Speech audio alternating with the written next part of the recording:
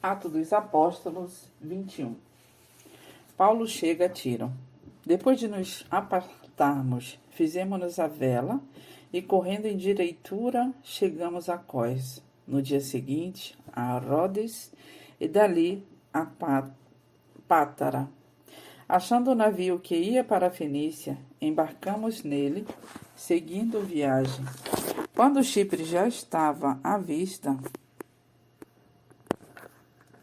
deixando à esquerda, navegamos para a Síria e chegamos a Tiro, pois o navio devia ser descarregado ali.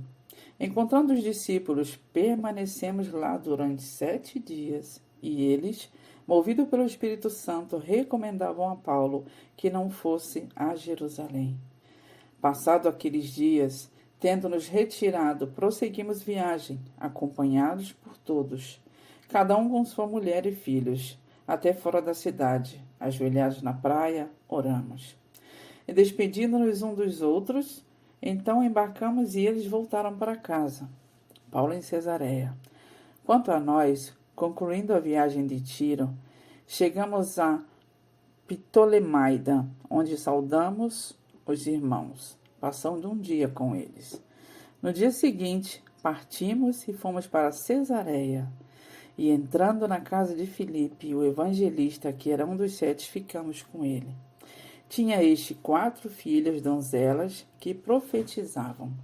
Demorando-nos ali alguns dias, desceu da Judéia um profeta chamado Ágabo.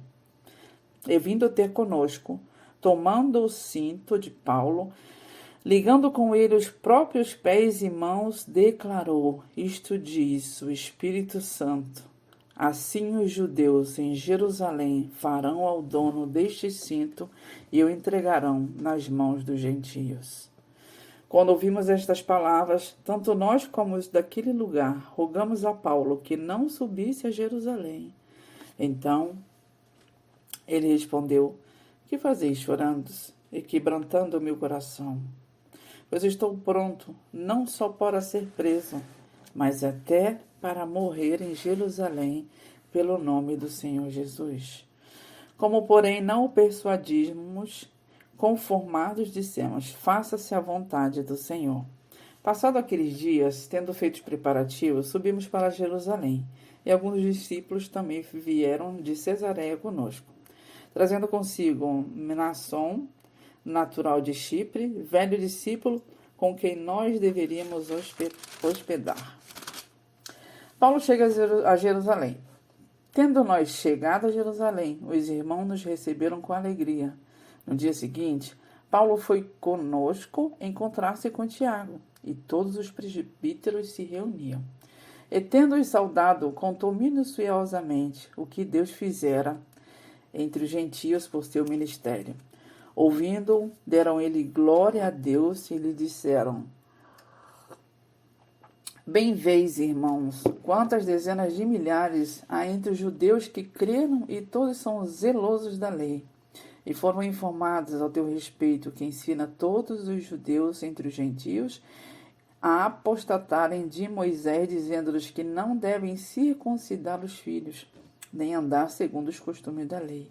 Que se há de fazer, pois? Certamente saberão da tua chegada. Faze, portanto, o que te vamos dizer. Então, estão entre nós 4 homens que voluntariamente aceitaram o voto. Toma-os, purifica-te com eles e faze a despesa necessária para que raspem a cabeça, e saberão todos que não é verdade o que se diz a respeito, e que, pelo contrário, andas também tu mesmo guardando a lei. Quanto aos gentios que creram, já lhes transmitimos decisões para que se abstenham das coisas sacrificadas a ídolos, do sangue, da carne de animais sufocados e das relações sexuais ilícitas. Então Paulo, tomando aqueles homens no dia seguinte, tendo-se purificado com eles, entrou no templo, acertando o cumprimento dos dias da purificação, até que se fizesse a oferta em favor de cada um deles. A prisão de Paulo. Quando já estavam por findar os 7 dias, os judeus vindos da Ásia, tendo visto Paulo no templo, alvoroçaram todo o povo e o agarraram, gritando: Israelitas, socorro! Este é um homem que por toda parte ensina todos a serem contra o povo, contra a lei e contra este lugar ainda mais.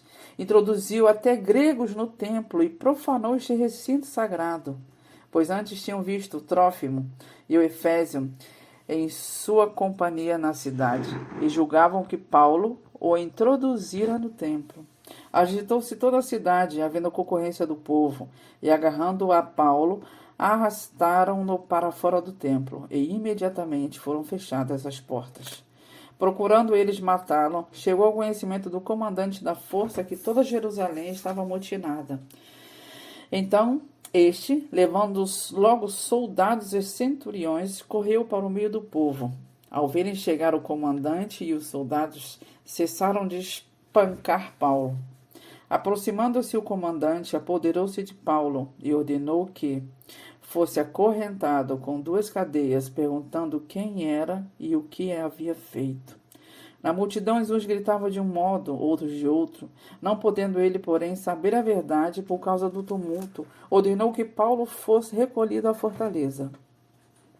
Ao chegar às escadas, foi preciso que os soldados os carregassem por causa da violência da multidão, pois a massa de povo o seguia, gritando: "Mata-o!" E quando Paulo ia sendo recolhido à fortaleza, disse ao comandante: "É-me permitido dizer-te alguma coisa?" Respondeu ele: "Sabes o grego? Não és tu porventura o egípcio que há tempos sublevou e conduziu ao deserto 4.000 sicários?" Respondeu-lhe Paulo: "Eu sou judeu natural de Tarso, cidade não insignificante da Cilícia, e rogo-te que me permitas falar ao povo." Obtida a permissão, Paulo, em pé na escada, fez com a mão um sinal ao povo. Fez-se grande silêncio. E ele falou em língua hebraica, dizendo: Paulo apresenta a sua defesa. 22. Irmãos e pais, ouvi agora a minha defesa perante vós. Quando ouviram que eles falavam em língua hebraica, quando ainda maior silêncio, e continuou: Eu sou judeu, nasci em Tarso da Cilícia, mas criei-me nesta cidade, e aqui fui instruído aos pés de Gamaliel, segundo a exatidão da lei de nossos antepassados, sendo zeloso para com Deus, assim como todos vós o sois no dia de hoje.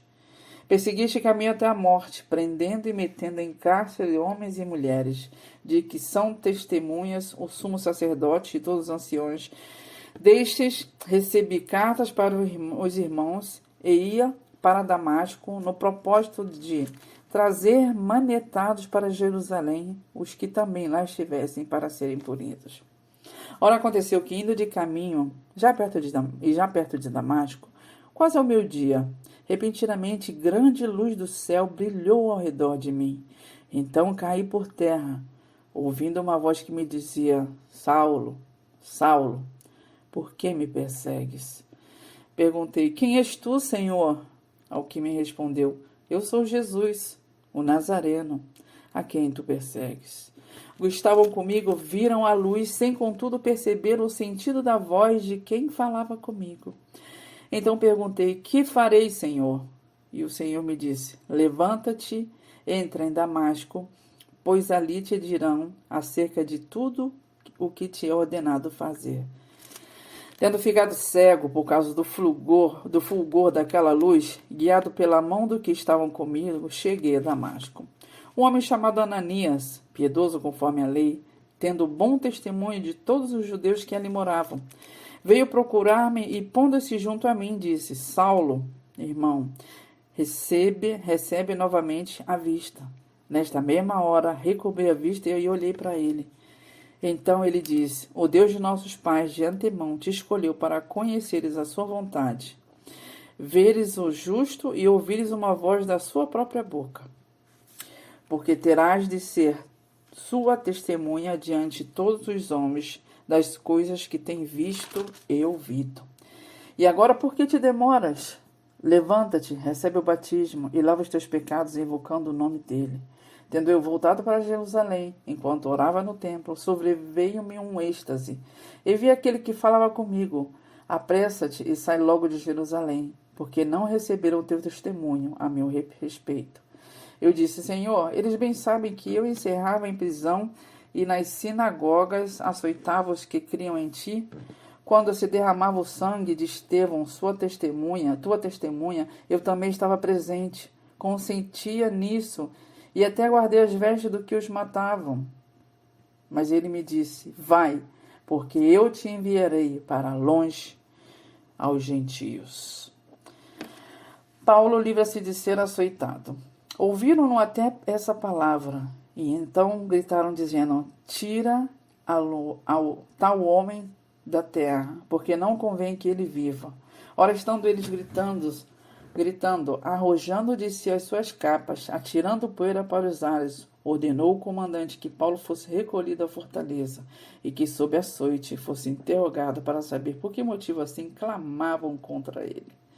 Quando o estavam amarrando, concorria, disse Paulo ao centurião presente: ser-vos-á, porventura, lícito açoitar um cidadão romano sem estar condenado? Ouvindo isto, o centurião procurou o comandante e lhe disse: que estás para fazer? Porque este homem é cidadão romano. Vindo o comandante, perguntou a Paulo: diz-me, és tu romano? Ele disse: sou. Respondeu-lhe o comandante: a mim me custou grande soma de dinheiro este título de cidadão, disse Paulo, pois eu o tenho por direito de nascimento. Imediatamente se afastaram os que estavam para o inquirir com açoites. O próprio comandante sentiu-se receoso quando soube que Paulo era romano, porque o mandara amarrar.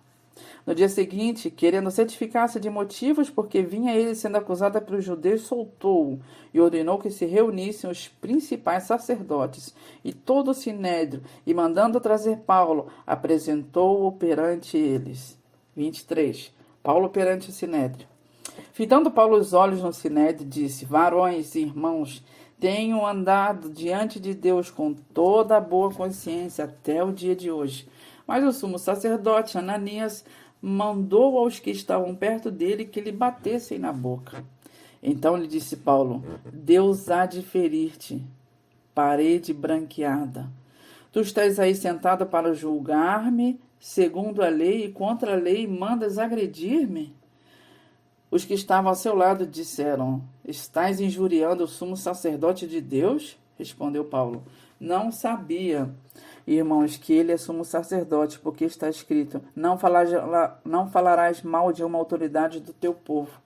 Sabendo Paulo que uma parte do sinédrio se compunha de saduceus e outra de fariseus, exclamou: varões e irmãos, eu sou fariseu, filho de fariseus. No tocante à esperança e à ressurreição dos mortos, sou julgado. Ditas estas palavras, levantou-se grande dissensão entre fariseus e saduceus, e a multidão se dividiu. Pois os saduceus declaram não haver ressurreição, nem anjo, nem espírito, ao passo que os fariseus admitem todas essas coisas.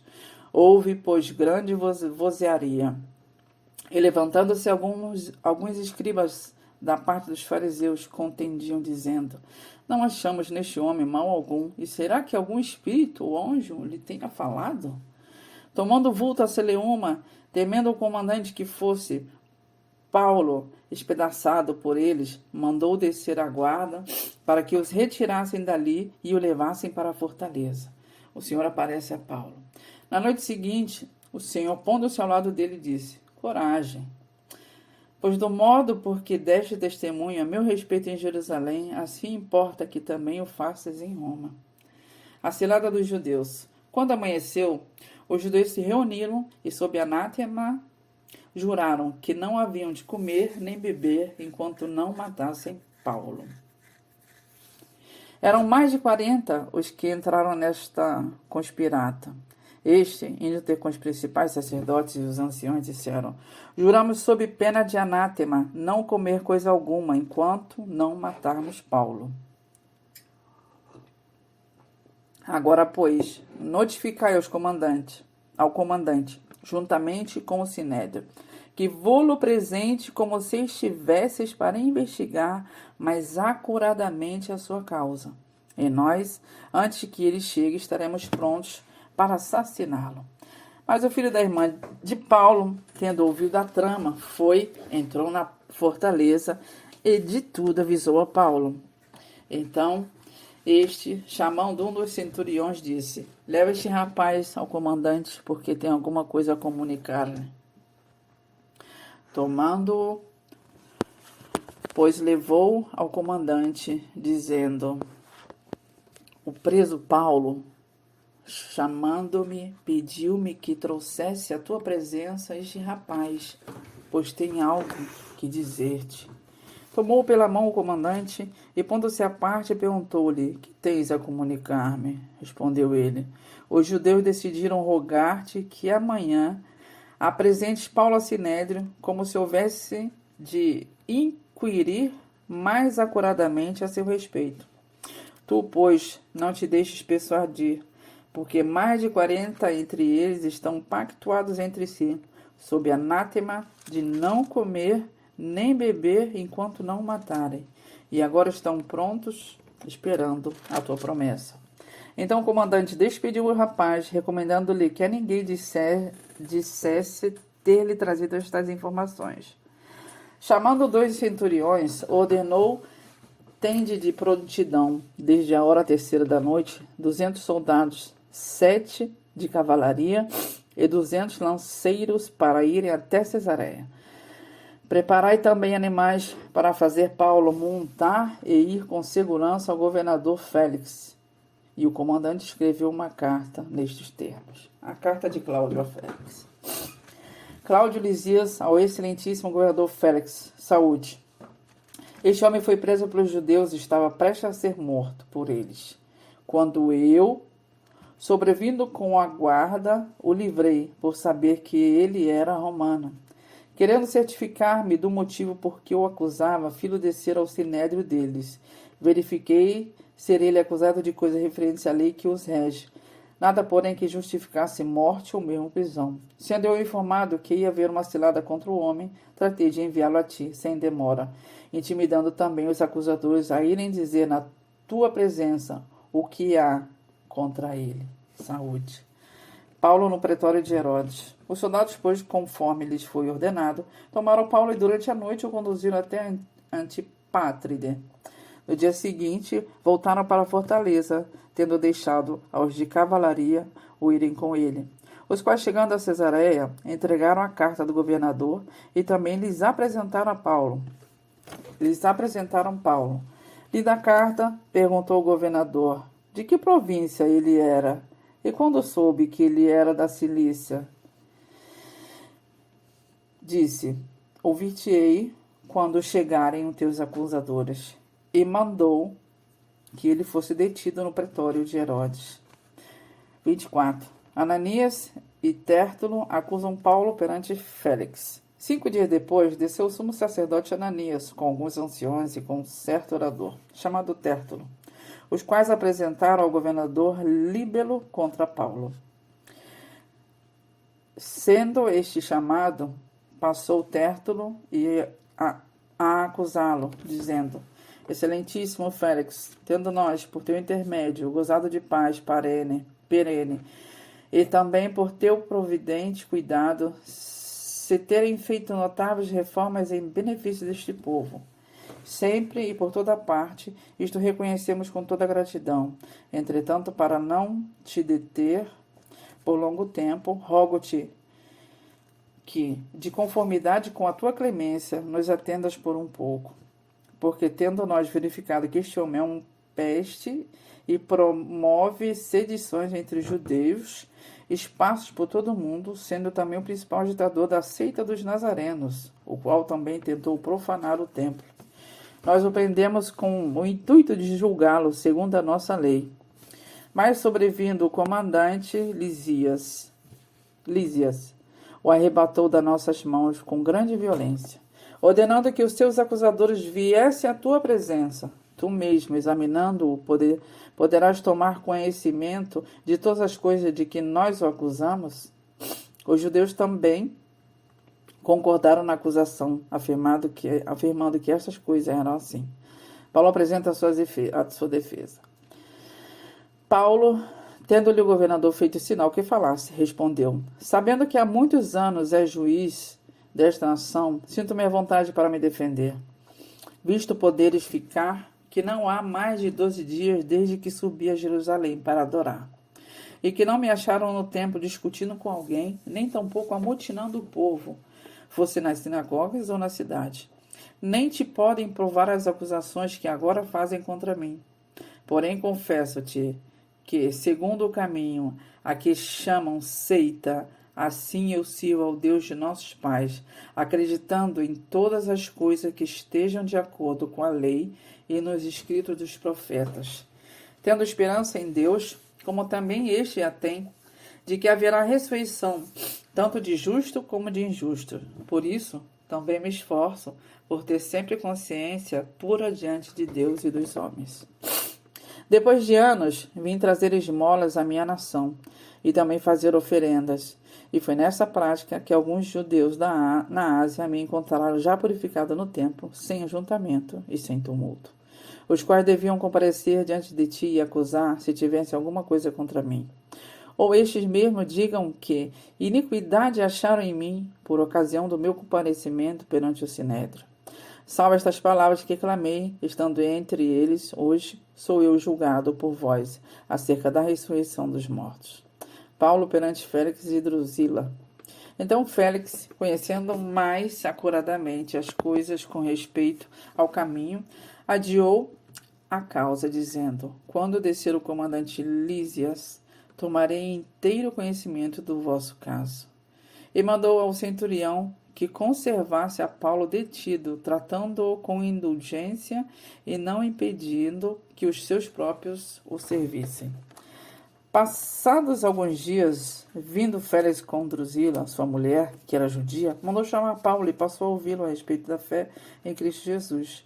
Dissertando ele acerca da justiça, do domínio próspero e do juízo vindouro, ficou Félix amedrontado e disse: por agora pode retirar-te, e quando eu tiver vagar, chamar-te-ei, esperando também, ao mesmo tempo que Paulo lhe desse dinheiro, pelo que, chamando-o mais frequentemente, conversava com ele. 2 anos mais tarde, Félix teve por sucessor Pórcio Festo, e, querendo Félix assegurar o apoio dos judeus, manteve Paulo encarcerado. 25. Paulo perante a Festo. Apela para César. Tendo, pois, Festo assumido o governo da província, 3 dias depois subiu de Cesareia para Jerusalém. E logo os principais sacerdotes e os maiorais dos judeus que lhe apresentaram queixa contra Paulo, eles solicitavam, pedindo como favor, em detrimento de Paulo, que o mandasse vir a Jerusalém, armando ele cilada para o matarem na estrada.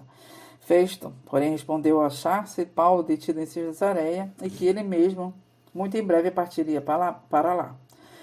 Portanto, disse ele: os que dentre vós estiverem habilitados, que desçam comigo, e havendo contra este homem qualquer crime, acusem-no. E não se demorando entre eles, mais de 8 ou 10 dias, desceu para Cesareia, e no dia seguinte, assentando-se no tribunal, ordenou que Paulo fosse trazido. Comparecendo este, rodearam-no os judeus, que haviam descido de Jerusalém, trazendo muitas e graves acusações contra ele, as quais, entretanto, não podiam provar. Paulo, porém, defendendo-se, proferiu as seguintes palavras: nenhum pecado cometi contra a lei dos judeus, nem contra o templo, nem contra César. Então Festo, querendo assegurar o apoio dos judeus, respondeu a Paulo: queres tu subir a Jerusalém, e ser ali julgado por mim a respeito destas coisas? Disse Paulo: estou perante o tribunal de César, onde convém seja eu julgado. Nenhum agravo pratiquei contra os judeus, como tu muito bem sabes. Caso, pois, tenha eu praticado algum mal ou crime digno de morte, estou pronto para morrer. Se, pelo contrário, não são verdadeiras as coisas de que me acusam, ninguém, para lhes ser agradável, pode entregar-me a eles. Apelo para César. Então, Festo, tendo falado com o conselho, respondeu para César: apelaste para César, irás. Festo expõe a Agripa o caso de Paulo. Passados alguns dias, o rei Agripa e Berenice chegaram a Cesareia, a fim de saudar a Festo, como se demorassem ali alguns dias. Festo expôs ao rei o caso de Paulo, dizendo: Félix deixou aqui preso certo homem, a respeito de quem os principais sacerdotes e os anciões dos judeus apresentaram queixa. Então eu, em Jerusalém, pedindo que o condenasse, a eles respondi que não é costume dos romanos condenar quem quer que seja, sem que o acusado tenha presente os seus acusadores e possa defender-se da acusação. De sorte que, chegando eles aqui juntos, sem nenhuma demora, no dia seguinte, assentando-me no tribunal, determinei fosse trazido o homem. E levantando-se os acusadores, nenhum delito referiram dos crimes que eu suspeitava. Traziam contra ele algumas questões referentes à sua própria religião e particularmente a certo morto chamado Jesus, que Paulo afirmava estar vivo. Estando eu perplexo quanto ao modo de investigar essas coisas, perguntei-lhe se queria ir a Jerusalém para ser ali julgado a respeito disso. Mas, havendo Paulo apelado para que ficasse em custódia para o julgamento de César, ordenei que o acusado continuasse detido até que o enviasse a César. Então, Agripa disse a Festo: eu também gostaria de ouvir este homem. Amanhã, respondeu ele, o ouvirás. Festo de novo fala a Agripa. De fato, no dia seguinte, vindo Agripa e Berenice, com grande pompa, tendo eles entrado na audiência, juntamente com oficiais superiores e homens eminentes da cidade, Paulo foi trazido por ordem de Festo.